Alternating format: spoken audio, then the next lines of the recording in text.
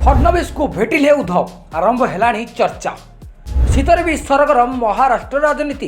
पराजय पर प्रथम थर मुख्यमंत्री को भेटिले उद्धव। महाराष्ट्र विधानसभा निर्वाचन महायुति बड़ विजय हासिल करिछि और विरोधी बड़ पराजयर सम्मुखीन होइछन्ति।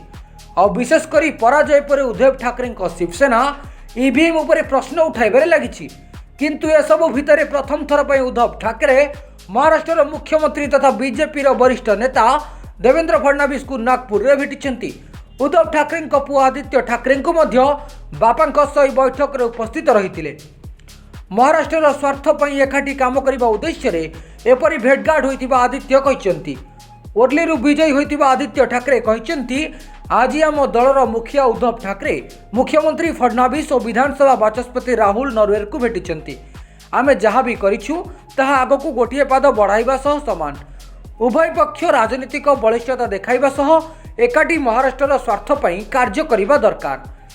आमे विरोधी पक्षरे रहिछु और सेमाने शासक दलरे अछंती, किंतु आमे समस्ते लोकक प्रतिनिधि, सेमाने मध्य आमकू सुनिबा उचित। एहा द्वारा किछि भल कथा घटिबो।